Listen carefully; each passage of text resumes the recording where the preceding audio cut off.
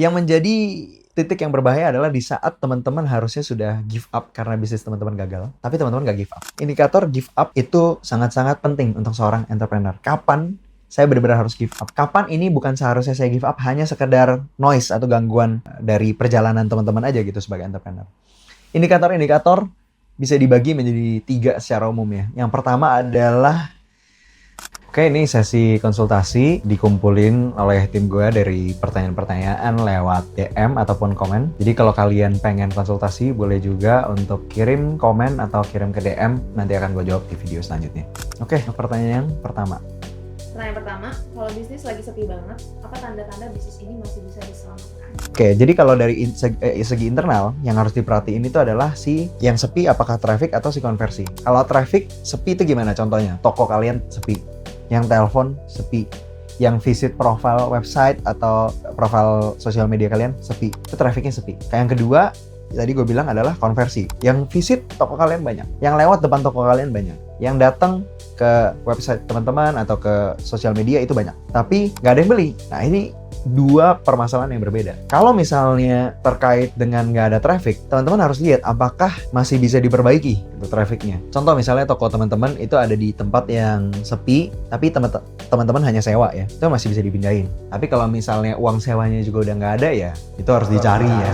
Maksudnya supaya bagaimana bisa dikerjain. Intinya kalau traffic lagi sepi, itu masih solvable dibanding masalah tren tadi. Cuman harus dicari juga akarnya bagaimana, dan harus dicari jalan keluarnya gimana. Apakah misalnya sales teman-teman kurang atraktif gitu kan, tim salesnya, atau mungkin profil website teman-teman kurang meyakinkan, itu harus dipikirin dulu apa akarnya. Kalau masih bisa diubah, berarti masih bisa diselamatin.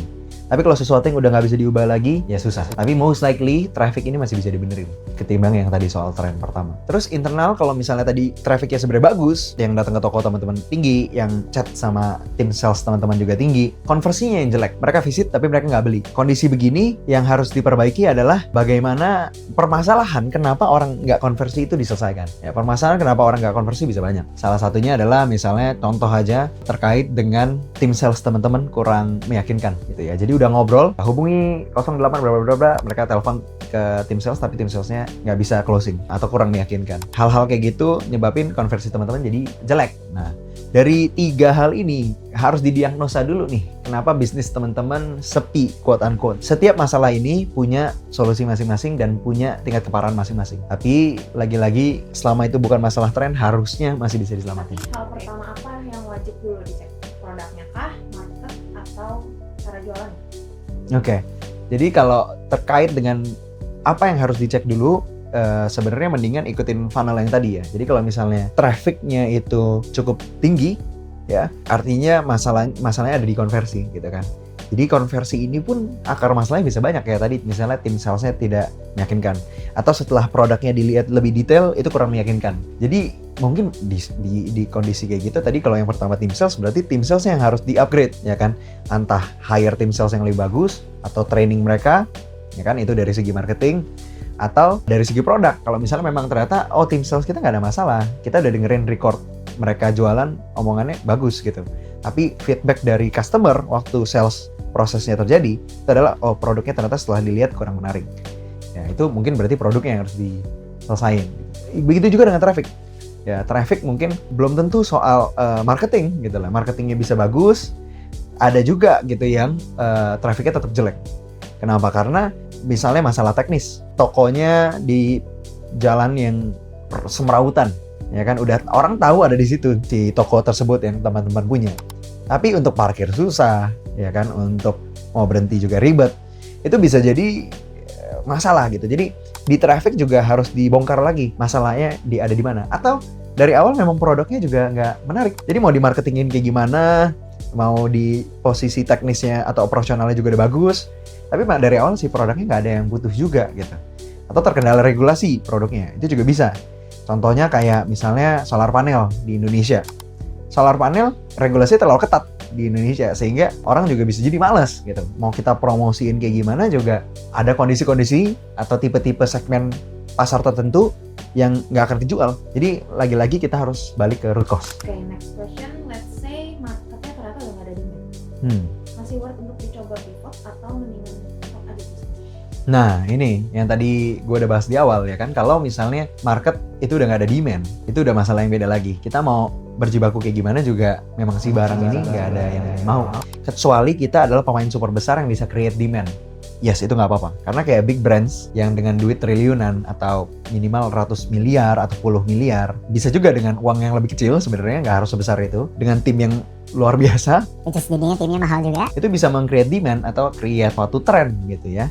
Nggak masalah gitu kalau misalnya bisa ngerjain hal kayak gitu. Contoh aja misalnya kayak tren Labubu. Labubu is not something needed by anyone. Tidak ada yang butuh Labubu. Tapi mereka bisa create wants di market atau keinginan. Itu bisa dilakukan. Tapi again, butuh budget yang besar, butuh tim yang hebat, ataupun juga bisa dengan keberuntungan ya. Misalnya tiba-tiba naik aja atau kayak gimana. But overall, kalau tren itu memang udah melemah, to be safe, lebih baik cabut atau pivot. Apa bedanya perbaikan kecil atau adjustment sama pivot besar? Perbaikan kecil dan adjustment atau pivot besar apa bedanya ya? Di saat kita memilih untuk mengubah sesuatu, which di dalam bisnis akan terjadi setiap hari ya. Jadi misalnya ada sesuatu yang kurang bagus, pasti kita mau lebih baik. Nah, lebih baiknya ini bisa berupa adjustment atau berupa pivot yang gede. Nah, di adjustment yang terjadi itu adalah di saat kita hanya ingin mengubah sebagian dari produk kita. Misal contoh kayak di bisnis makanan gitu ya. Di bisnis makanan, setiap kali kita geser market atau ada sedikit perubahan demand terhadap rasa tertentu, itu kita bisa lakukan adjustment di menu. Nah, selama menu atau masakan kita ini masih sesuatu yang relevan. Tapi kalau misalnya pivot, itu adalah di saat bukan masalah adjustment kecil, tapi memang secara umum tidak orang tidak mau lagi makanan atau masakan tersebut. Gue kasih contoh, misalnya kayak di bisnis gue, di makanan. Di setiap kali kita pindah market, itu kita ngelakuin adjustment kecil di menu kita, supaya rasanya sesuai dengan permintaan market. Orang Jawa Timur, orang Jawa Tengah, sama orang Jawa Barat atau Jakarta, itu palate taste-nya beda-beda, atau permintaan rasanya itu beda-beda. Itu adjustment kita lakukan. Nah, kalau di pivot besar, itu contohnya kayak apa? Misalnya kayak kalian tadinya punya bisnis apa? Es kepal Milo. Ya, zaman dulu sempat ngetren banget, tapi habis itu mati trennya. Nah, itu kalau misalnya kalian nggak pivot, hanya lakuin adjustment kecil, ya memang udah nggak akan ada lagi permintaannya. Ya, jadi itu dua indikator yang membedakan kapan teman-teman harus adjust kecil atau kapan teman-teman harus pivot. Sekarang dampaknya ya kan, dampaknya adjustment kecil itu akan tidak terlalu memperribet operasional ataupun finansial. Cuman memang tetap harus ditemenin dengan penjagaan operasional yang ketat ya, karena justru kadang-kadang adjustment kecil itu orang-orang jadi nggak sadar. Karyawan-karyawan tim kita jadi nggak sadar, akhirnya kelewat, tidak terjadi adjustment itu. Itu juga tetap harus dikawal dengan benar. Ya, tapi secara operasional atau finansial nggak terlalu berat. Sedangkan pivot itu akan sangat-sangat berat dari segi operasional ataupun finansial. Teman-teman mungkin butuh modal baru untuk benar-benar switch atau flip bisnisnya. Operasionalnya juga akan ganti end to end. Karyawan teman-teman mungkin bahkan harus ganti, timnya harus ganti semua. Maka resiko menjadi lebih besar. Adjustment resikonya lebih kecil, pivot resikonya lebih besar, tapi punya dua kondisi di mana yang satu lebih baik dibanding yang lain berdasarkan konteks teman-teman. Oke, let's say dia pivot dan memutuskan untuk pakai tim yang sama. Oke.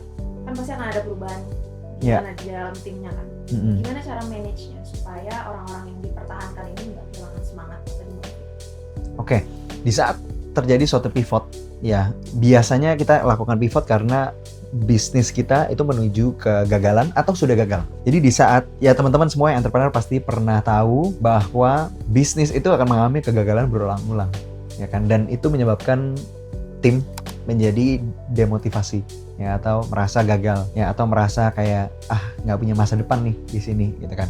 Kok ganti-ganti terus nih, gitu kan? Kenapa ganti lagi? Kayaknya berarti kita gagal. Pertanyaan-pertanyaan itu akan terus muncul. Jadi di sini bukan cuma di saat pivot, tapi satu skill yang emang harus dipunyai itu adalah bagaimana menunjukkan, kalau gue suka sebutnya light at the end of the tunnel, ya, atau cahaya di ujung terowongan. Kalau kalian pernah lihat film, ya kan, kayak film zombie atau apa, ya kan, di saat kalian di dalam terowongan nggak bisa keluar-keluar, begitu ngelihat cahaya putih, nah itu tujuannya di sana. Kemampuan itu harus dipunyai oleh leader, menjadi visioner. Dan juga bisa mengartikulasikan bahwa itu tujuan kita. Kita pivot, nggak masalah, bukan karena kita gagal, tapi karena kita mau terus sukses. Jadi ada sedikit mindset shift aja sebenarnya. dari melihat bahwa ini gagal kita ubah menjadi that is where my next destination is. Gue mau pergi ke sana dan tim like that is paradise. Di sana surga baru kita lah gitu kan. That kind of communication skill and being visionary itu very very required. Tapi dalam konteks bisnis, kapan nyerah itu justru keputusan bisnis yang sehat?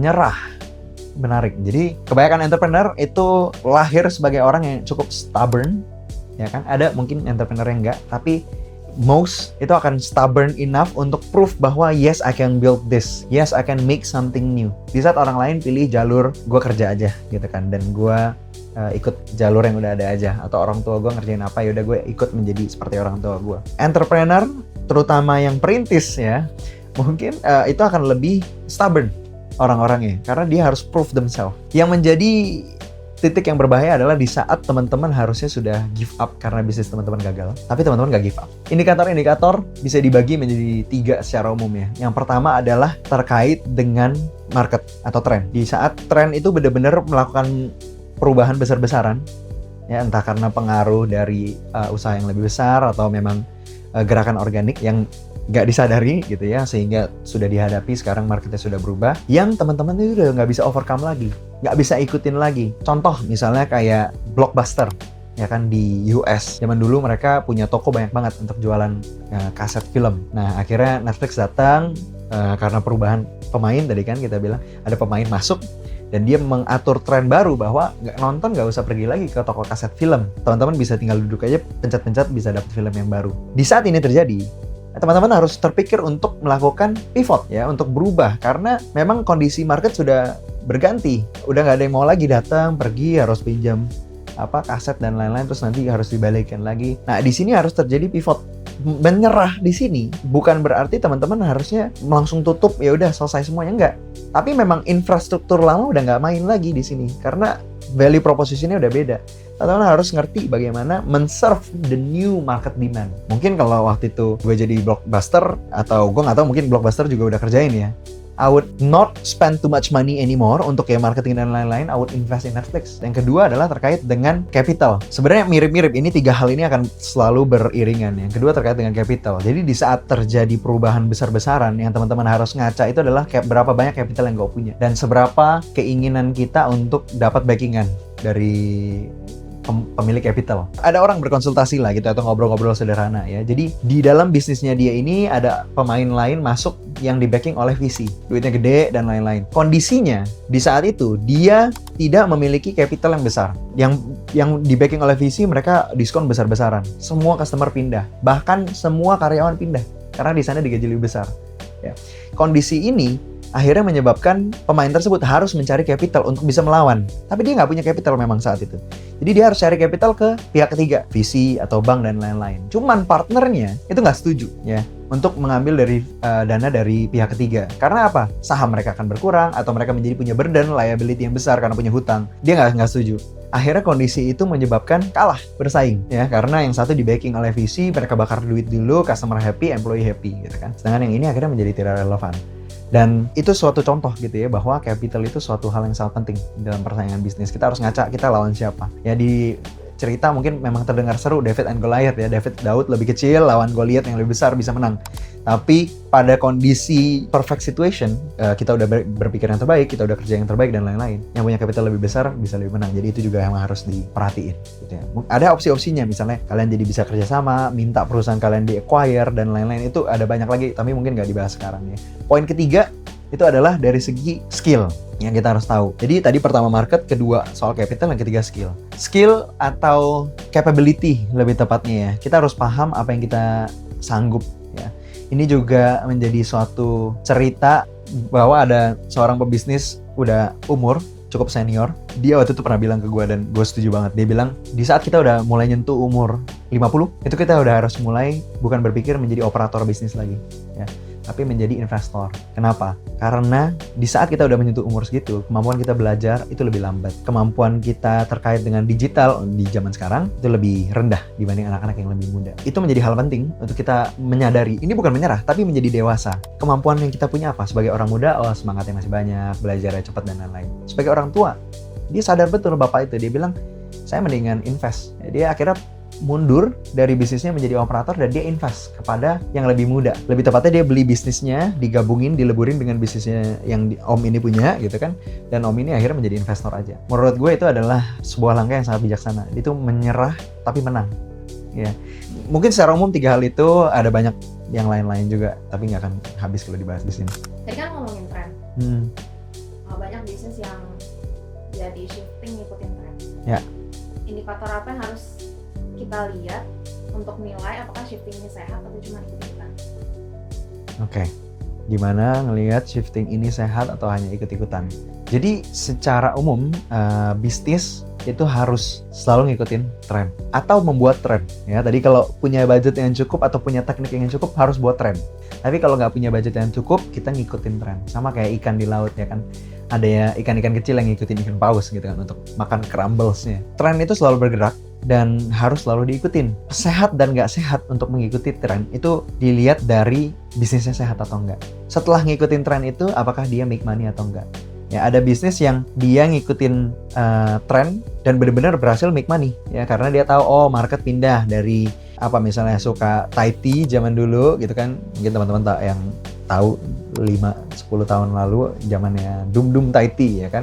Sekarang masih ada yang beli Dum Thai tea tapi banyak orang shifting ke bubble tea, milk tea yang lebih beda lah gayanya gitu kan. Nah, itu adalah sebuah perubahan tren yang tidak bisa dipungkiri. Di saat kita bisa meraup keuntungan itu bagus.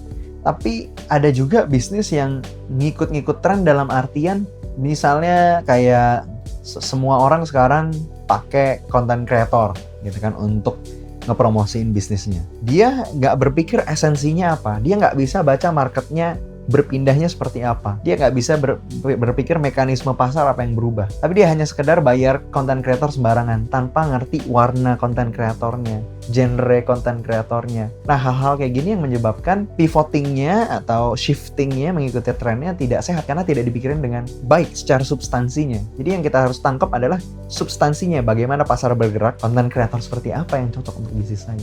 Dulu benar bahwa radio gitu atau koran atau TV itu salah satu yang terbaik untuk iklan. Tapi memang benar berubah menjadi content creator. Tapi bagaimana bisa membaca substansi, bagaimana bisa menangkap customer-customer kita yang dulu ini gitu loh. Dia ini pindah kemana, content creator seperti apa yang dia follow. Hal-hal kayak gitu, detail-detail seperti itu yang harus dipikirin supaya shifting bisa tetap sehat. Oke, cukup dulu mungkin pertanyaannya udah cukup banyak untuk hari ini. Tapi kalau misalnya kalian masih punya pertanyaan-pertanyaan lain, boleh kalian taruh di kolom komen atau kalian boleh kirim ke DM. Nanti gue akan pilih pertanyaan-pertanyaan yang paling menarik dan habis itu gue jawab di video berikutnya. See you.